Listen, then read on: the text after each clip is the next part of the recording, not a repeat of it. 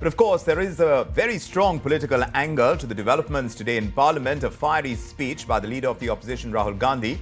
And he's torn into the government, especially the presentation of the budget, which was the speech that he really made, saying that the budget has backstabbed the middle class with taxes. He's spoken about the impact of taking away the benefits of indexation. He's talking about the hiking of the taxes when it comes to the kind of taxes that have been raised this time in the budget, and slabs have remained as they are. So we are going to discuss this threadbare, but also in a broader kind of attack on the government. He's likened the government's approach with the Mahabharat's Chakravyuh. So what exactly does this mean by way of the opposition strategy in the budget session of Parliament? We have a great panel to discuss this with. The question is, why is Rahul Gandhi alleging that the government has backstabbed the middle class? We're also going to bring up the strategy that Ola Electric has to charge up India's EV manufacturing sector now that we're going into its bid for the primary markets, its IPO. And yes, we've got in a word from the MeitY secretary. It's about the electronic sector in India. We're talking about components, whether there is going to be the possibility of attraction of fund inflows now that Angel tax has been removed. We've asked him a few questions about this, and we'll bring that to you as well. But before we get down to any of these news stories, let's get you up to speed with the headlines on India Tonight. The leader of the opposition, Rahul Gandhi, in the Lok Sabha saying that the union budget backstabs the middle class. Also, that the only aim of the budget this time is to strengthen the monopoly of big businesses. It would seem it's that time of the year again. Now you have to prepare to line up if you want your tomatoes at 60 rupees a kilogram. The Consumer Affairs Minister, Prahlad Joshi, flagging off tomato vans in Delhi. Ola Electric's Chairman and Managing Director, Bhavesh Agarwal, and the company's CFO, Harish Abhichandani, say that the firm is investing in research and development to make India a global EV hub. They're also inviting investors for long-term opportunities because the company is now set its price band between 72 and 76 rupees a share for its IPO. In the Indian markets, the Nifty has opened at an all-time high but failed to sustain that momentum. And meanwhile, the broader indices have outperformed the benchmarks. The PSU Bank Index is today's top sectoral gainer.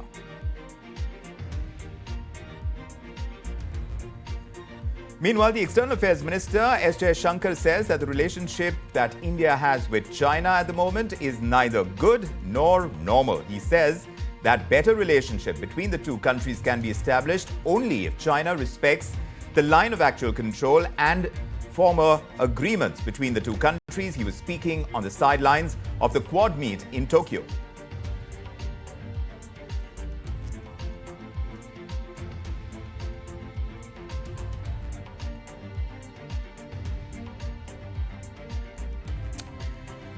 Perhaps you saw it today, earlier, when Rahul Gandhi was making that speech in Parliament.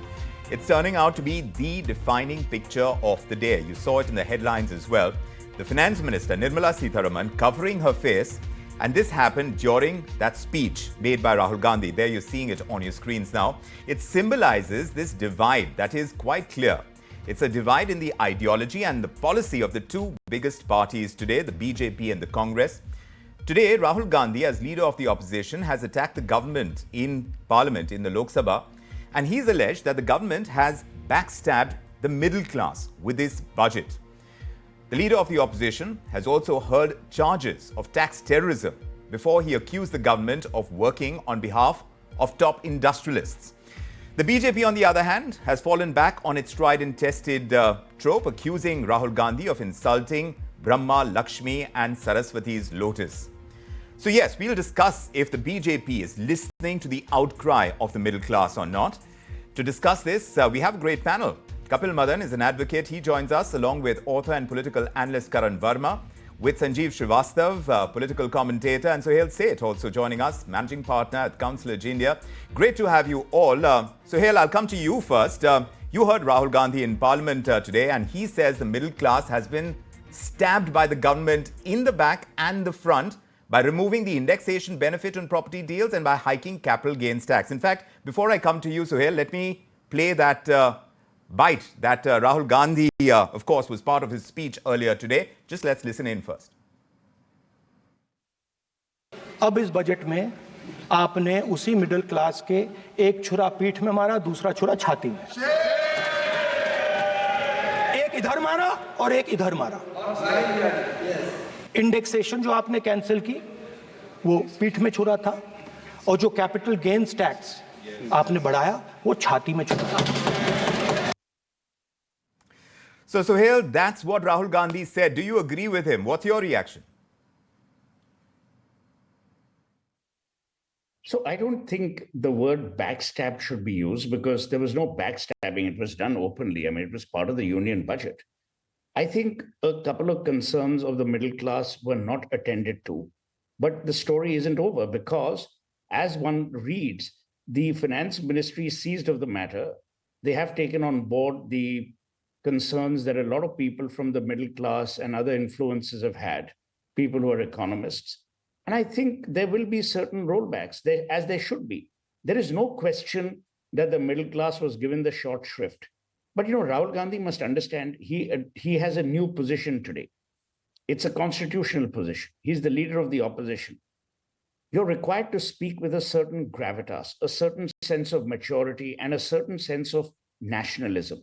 You can't be talking about a budget backstabbing a large swathe of population because you disagree with it.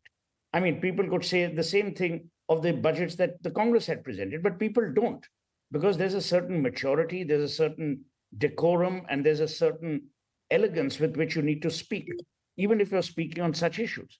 And I think while his heart may be in the right place, his tongue certainly is not. And it needs more gravitas and more maturity. Karan Verma, you heard Suhel say it, what he thinks. What's your opinion? Yes, as far as Rahul Gandhi is concerned, the words that he used, but if we go beyond that and talk about the middle class, there has been a lot of emphasis on the impact of this budget on the middle class. How do you read that impact, the kind of spotlight that is being put on the middle class after the budget has come out? So, Vikram, let's start with defining what we actually mean by a middle class. I mean, if we were to follow the National Council of Applied Economic Research, it's anyone who earns between 2 lakh per annum to 12 lakh per annum. It's a very, very vague definition. The RBI says it's somewhere between 3.5 lakhs to 17 lakhs.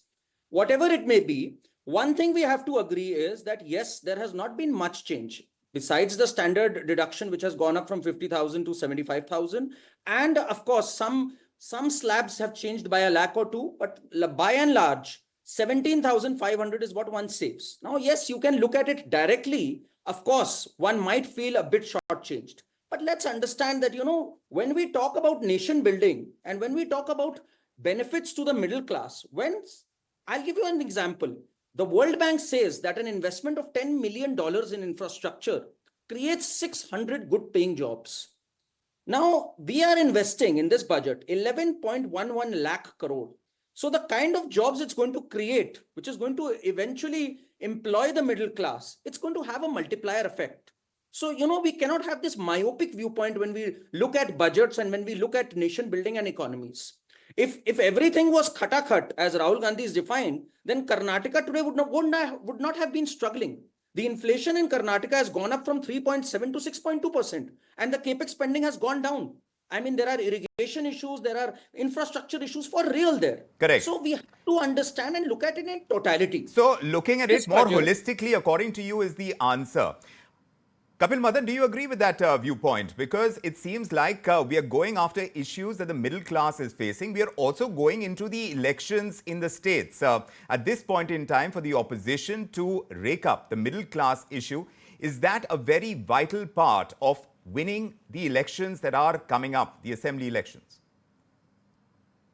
About winning or losing the election, you want to talk about the budget very, holistically and very objectively. Now, I heard my good friend Suhel here, while he had, talked about everything, but he has not spoken about the fact about, the taxes that have been, increased. Now, let me just give you an example. The first issue in this is about, removal of indexation benefit.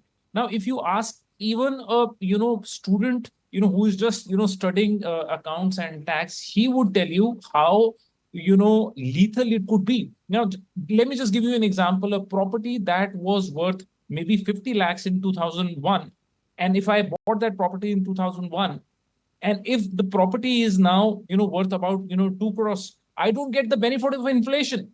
I will have to pay if I sell the property on the entire amount of, 2 crores appreciation or maybe 1.5 crore appreciation. I will have to pay taxes. Now, what is the logic behind it?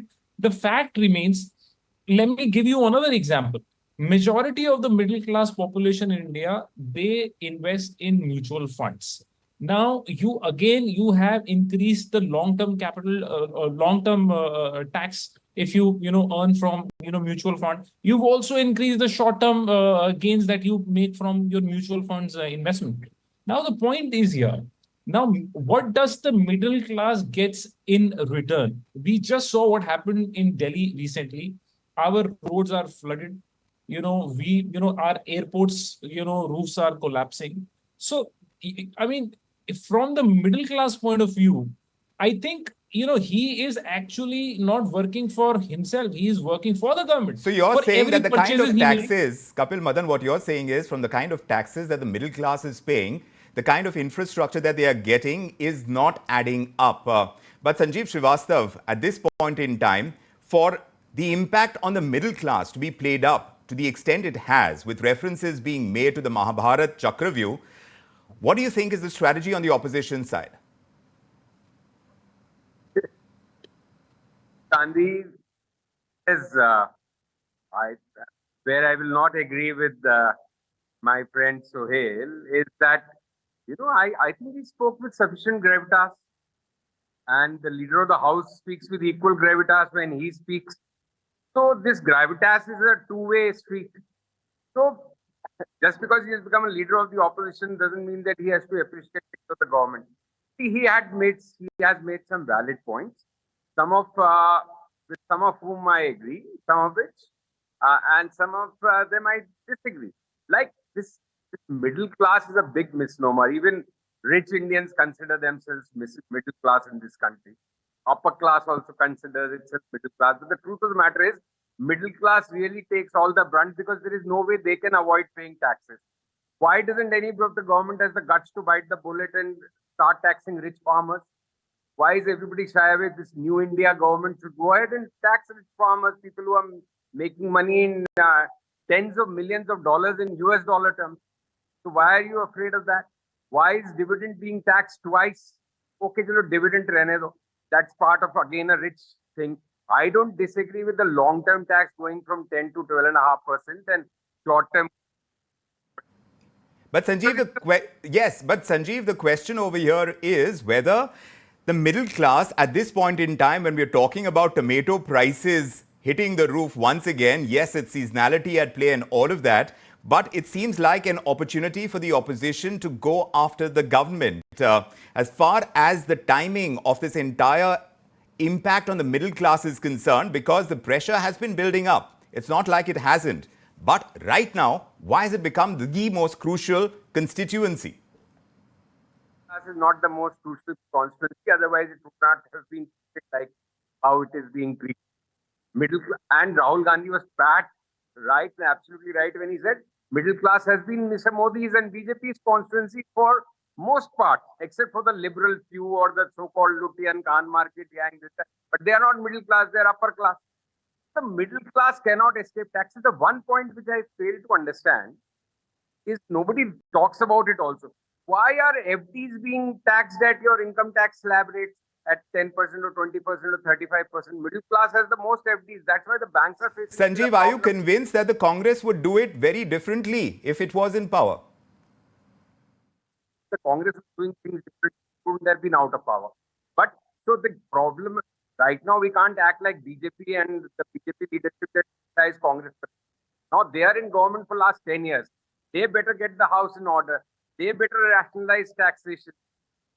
We are a country where an ordinary middle class person is up paying around 55% tax after his slab. Then on everything he does, from GST, two-wheeler purchase to whatever purchase, eating out, everything is further taxed. it's a tax-heavy nation, and the problem becomes compounded because such a small ministry is paying taxes. You are trying to milk the same cow more and more without realizing that the cow is going to die like this. You have to expand the tax base. Where is that attempt? No attempt of that in this budget. It's very easy to criticize Rahul Gandhi, and I don't think the middle class will move in one sweep to Congress from or the opposition from BJP. Karan Verma, is it very easy to attack Rahul Gandhi at this stage? I don't mind gravitas, but gravitas has to be backed with truth. And, just to reply to what Kapil said, Kapil talked about the retail investors getting a hit because of the increase in the LTCG. Let me just put some facts here. How many retail investors are there in India? It's 9.5 crores. How many of them have a portfolio less than 1 lakh? It's 68% of them. And under the section 112A, there is an exemption of 1,12,000. So the fact is 68% of your investors are not affected by the LTCG.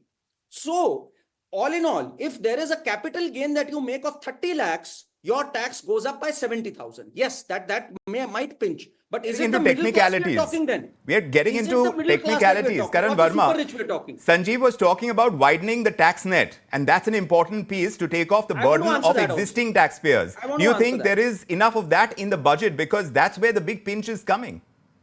The budget gives you a nudge. It gives a nudge to the employees who are entering the EPFO. It also gives a nudge to the employers. When it talks about giving the first month salary for those who are enrolled in EPFO, we're talking about 2.1 crore people who enter the job market, who enter the EPFO. The first month salary close to 15,000, that's being given. Then the EPFO contribution matching up to rupees 3,000 for the employer is being given. So, it nudges both manufacturing, Kapil Madan, employment, employees. Do you agree that this is a nudge? Is a nudge going to be sufficient? I'll just reiterate my points. I'll give you one, very personal example from my life. I buy a health insurance, I pay tax. I go buy medicine, I pay tax. And let me tell you, one of my family member was hospitalized last week. Despite having a sufficient health cover, I was struggling to get a bed in a private hospital. That's the, situation in the capital of our country. In any private good hospital, it is, very difficult to pay bed, even when you are willing to pay the, requisite charges. So this is our health infrastructure. And I am not for a minute talking about what is the state of, affairs insofar as our government run hospital are there. I'm sure, situation would be even tougher there. Correct. So my point is here, I would agree with, Mr. Srivastava here. There is an extent to which you can, squeeze any middle class person. It looks like there is an invisible partner of yours which is taking away about 50 to 55% of your earnings, just by way of taxes. While I also agree, paying taxes is important. Paying taxes, is important for nation building. But at the same time, when your citizen gets this kind of, services, this kind of, roads, our students are being electrocuted, people are, getting, drone in basement while studying. This is not the kind of infrastructure, a middle class would expect.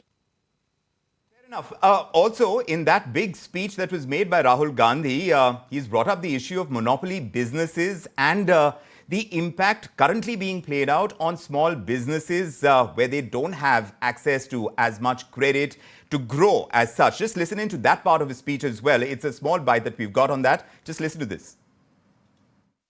That this budget, the sole aim of this budget, iski jo niyat hai, it is to strengthen this framework, the framework of big business, monopoly business.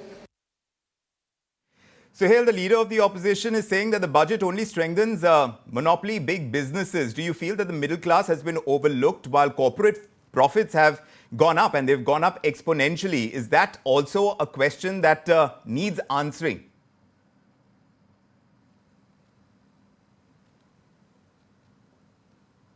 Suhel, that question for you, Suhel. Not at all, because let me tell you, Up until this year, there were no problems that the middle class had. It wasn't as if people were screaming from the rooftop saying, oh, we are living in penury, we've been denied our fair share. No one was saying that. The other problem with Rahul Gandhi's constant refrain is to attack industrialists. But can Rahul Gandhi guarantee jobs? No. Have these industrialists not done a lot for the job market? The answer is yes. Have they not made the Indian flag fly? The answer is yes. Today, because of some of these industrialists, we have the digital economy that we do, we have the infrastructure we do. So to constantly abuse people, while chief ministers from your party at various states are going out of their way to invite the same very industrialists to make investments. See, the tragedy here is we've got to understand in India that India needs its industrialists as much as India needs its middle class, as much as India needs its MSMEs. It's not by exclusion, it's by inclusion. It's not that, oh, because you're favoring industry, therefore you're depriving the rest. You've got to encourage industry because industry drives the wheels of the economy. I'm not for a moment suggesting that you be in a duopoly or a monopoly or you be monopolistic. But the reality is you can't constantly be abusing and berating industry for all the stuff that it is doing because you can't replicate that. Plus, what is also happening is when you constantly attack Indian industry, a day is not far when people say, to hell with this, we will go elsewhere. Today, the world is their market. Why should you constantly be on this abuse mode and take the same names that you've taken while the states that you govern, those chief ministers are hell-bent on getting the same very industrialists? If that isn't hypocrisy, then what is? And to pay petty politics and drag industrialists into it, drag industry into it, to my mind, is utterly shameful. Kapil Madan, what do you make of this? This entire focus on monopoly businesses, Rahul Gandhi has been attacking them. It's the language again that is being brought to question, but about the possibility of the big businesses, the corporate houses creating jobs and the nudge that Karan Verma is talking about, that would be required for job creation as well. Are you feeling convinced that that can happen if you do support industry? So Vikram, I will just take you from my good friend Suhel. My good friend Suhel just mentioned and said, you can't question the industry. Let me tell my good friend Suhel here that the problem is when you use the word interchangeably, when you use the word industry interchangeably with one corporate house or with two corporate house, that's where the problem is. The word industry, when you are equating with only two people or two corporate houses of the country, that's where the problem is. That is something which is leading in crony capitalism, which needs to be curbed. Then I'll ask one more question here. We know that in especially in telecom sector, before 2014, how many companies were there?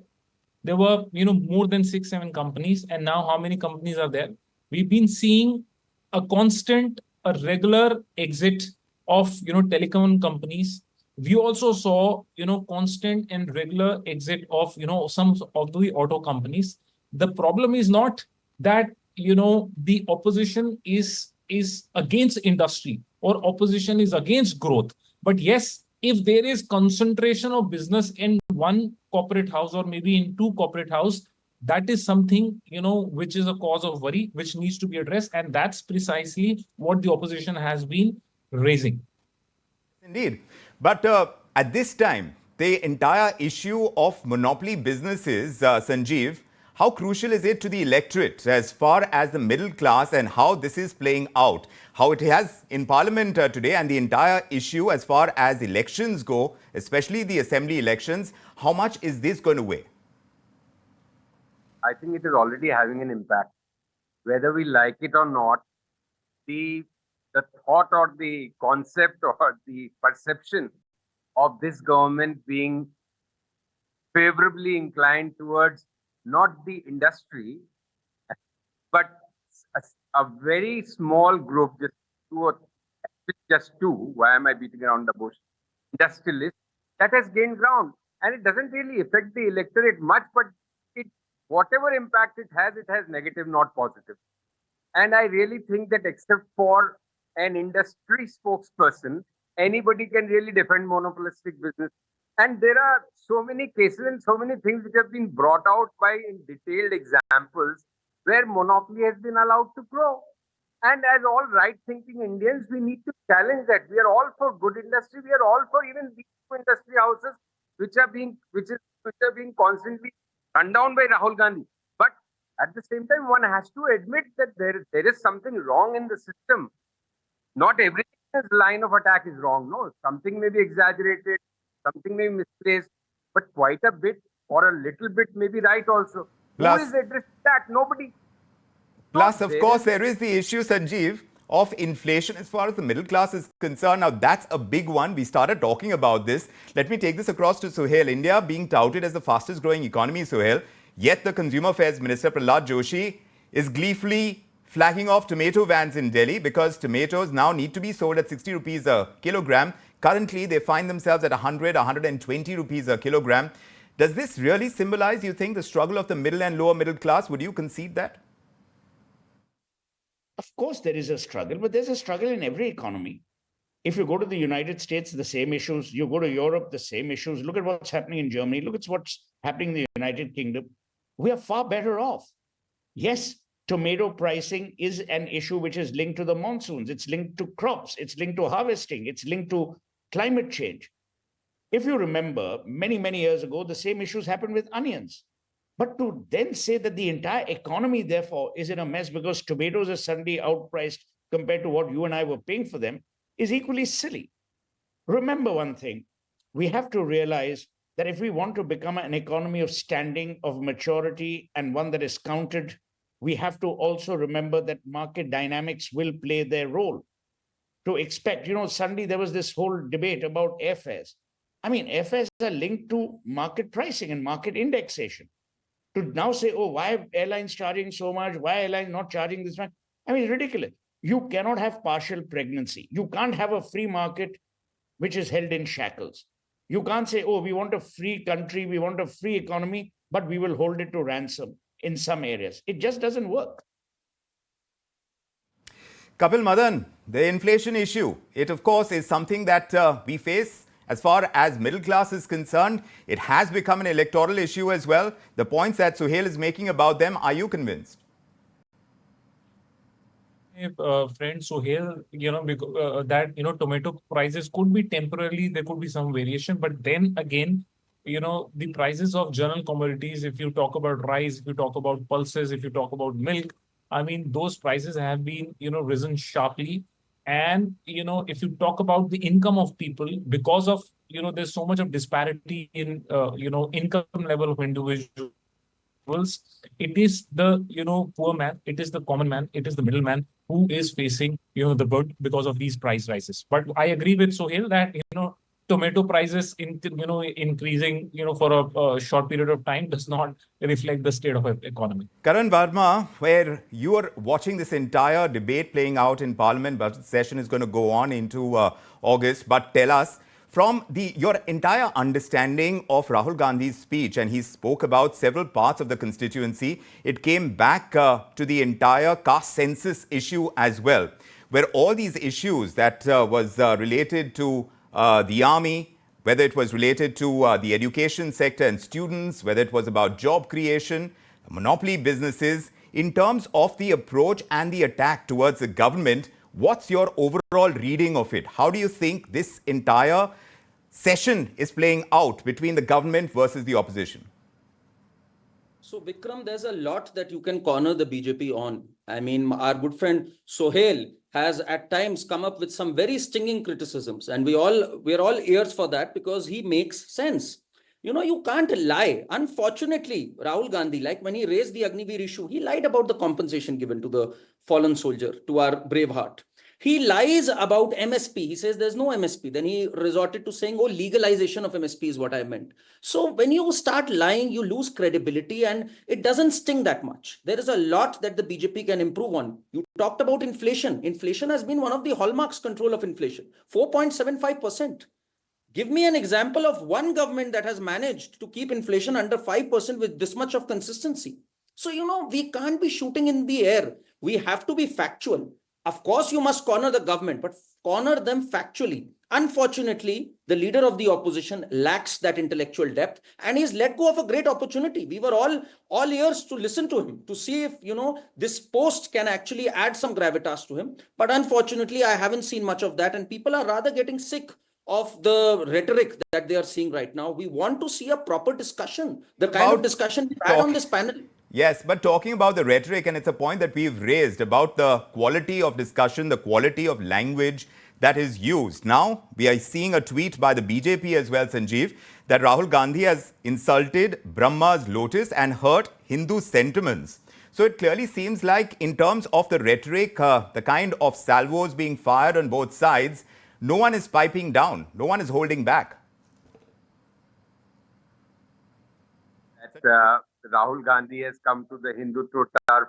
In his previous speech, he talked about the Mudra. Today, he's talking about Chakravyuh and Mahabharat. And that embarrasses and puts BJP to no end of inconvenience, because they thought this is their monopolistic turf and stadium. How come this person whom we have celebrated and put him into a corner as a pappu for 10 long years, he's suddenly speaking the same lingo, maybe not as effectively as some of the top BJP leaders can do, because I think to the BJP leaders that come more naturally. They are, from Rahul Gandhi's speech, it looks like it is acquired. That there are a lot of things going right with India's economy. One of my friends. Yes, the connection is a little patchy, so we are hearing you in bits and pieces. But that point is well taken. There are several points as far as the economy is concerned where we are moving in the right direction. We are working towards becoming the third largest economy in the world. Some things are working out. There are several that are not. We expect a responsible opposition to raise the kind of issues that they do. Perhaps the language that is being used on both sides of the political spectrum, that perhaps is something that needs to be looked into, where we see some piping down, where this entire aggression needs to be held back. But the issues are important. The impact on the middle class, something that needs to be discussed in Parliament, and that's where we expect the important debates to take place. We will keep watching all of this. I want to thank Kapil Madan, Karan Verma, Sanjeev Srivastava and Suhel Seth for joining me on this discussion here on India Tonight.